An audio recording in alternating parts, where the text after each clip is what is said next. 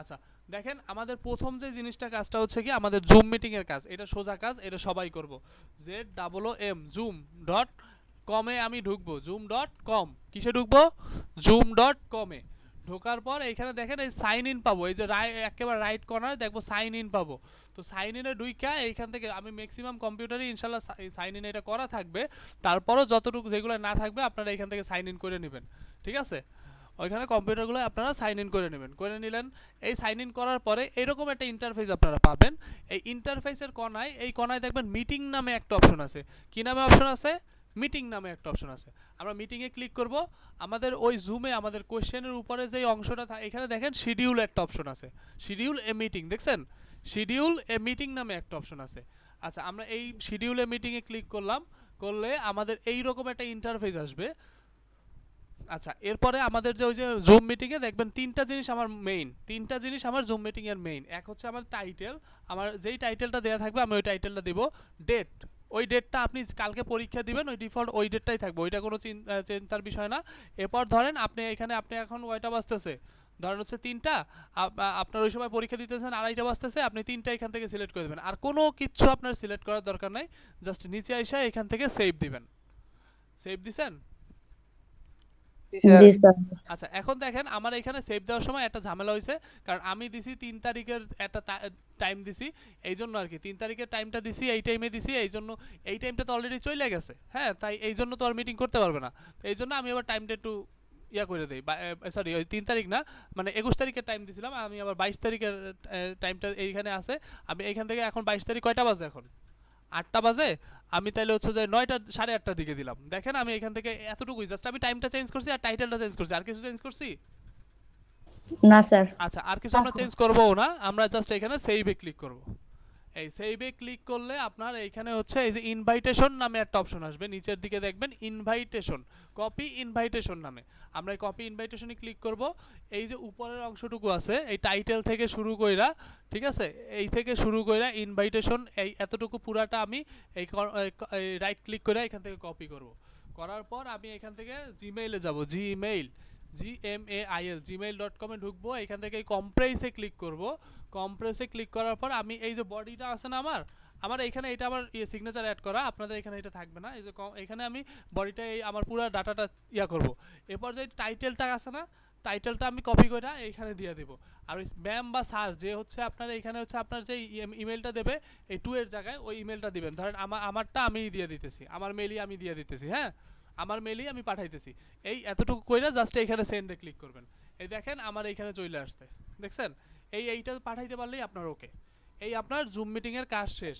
এরপর আসেন আপনার হচ্ছে হলো যাইয়া ইসের কাজ, কিসের কাজ, পাঠানোটা আমার একটু দেখাইলে ভালো হতো। হ্যাঁ আচ্ছা আমি এটা রেকর্ড করতেছি, আমি এটা আপলোড দিয়ে আপনাদের দিয়ে দেবো, সমস্যা নাই। আচ্ছা এরপর হচ্ছে আপনাদের হচ্ছে এখানে আরেকটা কাজ আছে, আপনাদের সব থেকে বড় যেই কাজটা, সেটা কিসের কাজ বলেন তো? Google form. গুগল ফর্মের কাজ। গুগল আচ্ছা গুগল ফর্মে আমি আপনাদের 2টা সূত্র শিখাইছি, মনে আছে? জি স্যার। আচ্ছা একটা কিসের জন্য শিখাইছি? একটা জিমেল আর একটা নাম্বার। আচ্ছা গুগল ফর্মের আরো কিছু অপশন আছে, যেমন ওইগুলো একটু ধারণা আমি দিয়া নেই।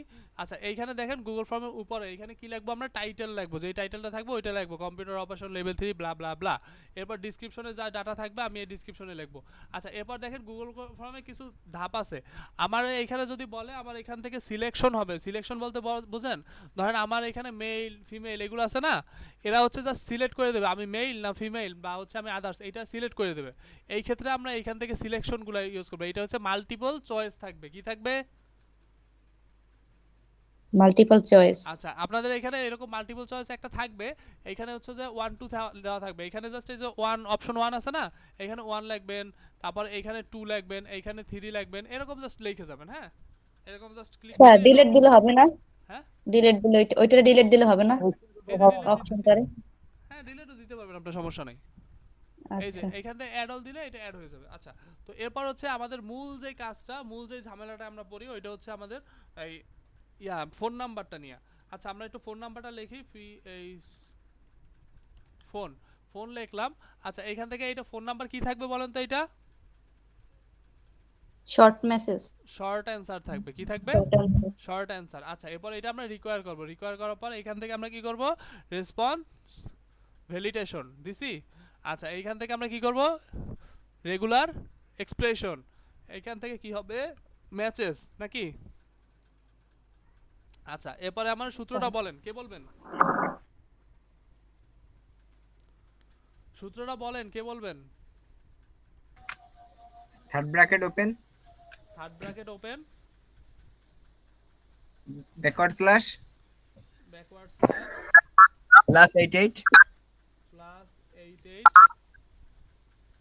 Third bracket close, third bracket close, plus plus থাকবে। জি স্যার প্লাস আছে, আচ্ছা plus, third bracket open, third bracket open, 0 to 9, 0 to 9, third bracket close, third bracket close, second bracket open, second bracket open, 13, 13। এই এতটুকুই তো সূত্র নাকি। জি sir. আচ্ছা আমরা একটু ওয়ার্ডে যাই, আমরা সূত্রটা একটু ভালো করে বুঝি, হ্যাঁ। আচ্ছা দেখেন আমরা এইখানে সূত্রটা লিখলাম, দেখেন এই যে প্রথম অংশ কিসের জন্য করছি আমরা, বাংলাদেশি নাম্বার কিনা এটা চেক করার জন্য নাকি। এরপর হচ্ছে প্লাস দিছি মানে আমরা এখানে যুক্ত করছি। আচ্ছা এখানে আমরা এই যে ফরওয়ার্ড স্ল্যাশটা কেন দিছি, এটা যুক্তি হিসেবে কাজ না করে এর জন্য। আচ্ছা এইটা হচ্ছে যে আমার কোনো সূত্রর যে অংশ না এটা বোঝানোর জন্য আমি দিছি নাকি। আচ্ছা এরপর থেকে আমি এই অংশটার মাধ্যমে কি করছি, আমার 0 থেকে 9 পর্যন্ত শুধু নেবে, শুধুমাত্র সংখ্যা নেবে, এইটা বোঝানোর জন্য এটা করছি। আর এই যে থার্ড ব্র্যাকেটের মধ্যে আমি সেকেন্ড ব্র্যাকেটের মধ্যে আমি লিখে দিছি কি আমার লেন্থ কি কতটুকু হবে, মানে আমার এইটার লেন্থটা কতটুকু হবে। আচ্ছা আমি এটা কপি করলাম, কপি কইরা আমি এইখানে পেস্ট করে দিলাম। আচ্ছা এরপর হচ্ছে আমি জাস্ট এখান থেকে একটু ভিউতে যাই, দেখি কি কাজ করে, কি অবস্থা হয়। আচ্ছা এখানে আমি 01794300398 এইটা দিলাম, দেখি হয় কিনা। হয় না, কেন হয় না বলেন তো, আমি প্রথমে প্লাস 88 দিই নাই নাকি, দেখছেন ঠিক আছে। জি স্যার। এটা নিয়ে কারো কোনো সন্দেহ আছে, কোনো সমস্যা আছে। না স্যার। আচ্ছা এরপর আমরা তাহলে পরেরটা যাই।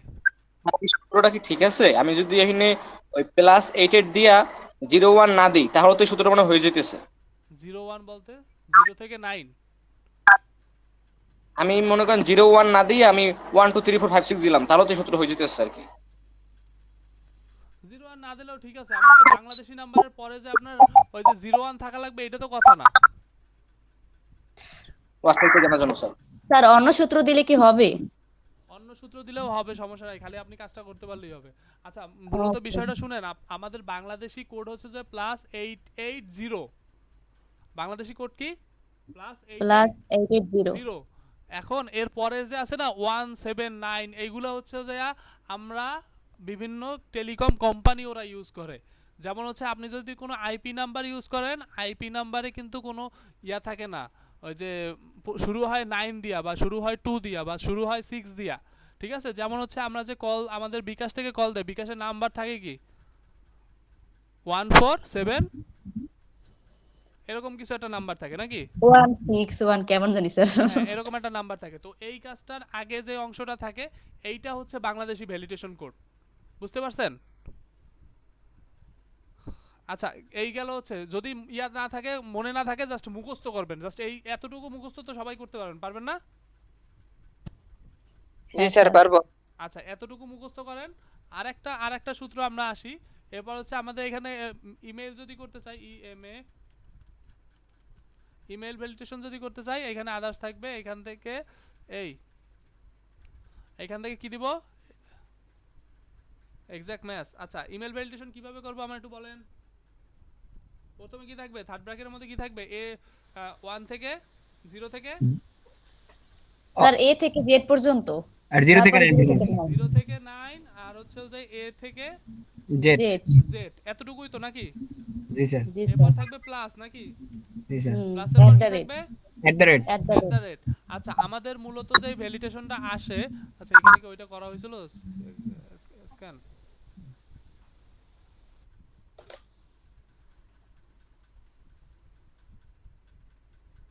আচ্ছা আমাদের মূলত ভ্যালিডেশন আসে হলো জিমেল ভ্যালিডেশনটা, ঠিক আছে।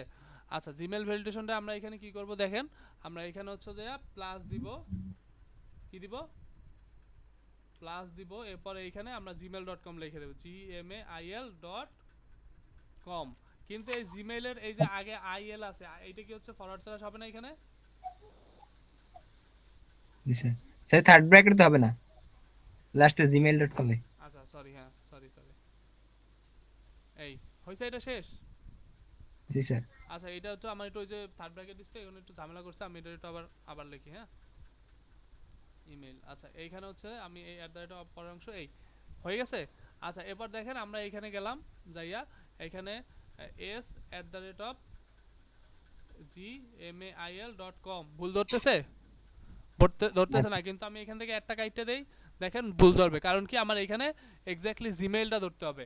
আর যদি আমার এখানে বলে যে জিমেইল লাগবে না, আমার যে কোনো ইয়া হইলেই হবে, তো ওই ক্ষেত্রে আমার জাস্ট এই যে জিমেইলটারে কাইটটা এইখানে দেখেন এই জিমেইলের অংশটুকু কাইটা এইখানে এই যে 1 থেকে ইয়া বসাই দেব, এ থেকে জেড। এইখানে হচ্ছে আমরা এই যে এই যে জিমেইলের অংশটা কাইটে দিব, এইখানে আরেকটা এই যে থার্ড ব্র্যাকেট আসবে, এখানে এ থেকে জেড এতটুকু বসাই দেব, আর এইখানে একটা প্লাস দিয়ে দেব। এই এতটুকুই হচ্ছে আমার সূত্র, বুঝতে পারছেন? এতটুকুই আমার সূত্র। এই তিনটা সূত্র জাস্ট মুখস্থ করবেন।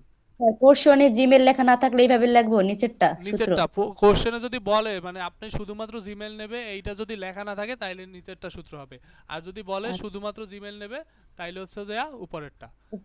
ওকে। এতটুকুই।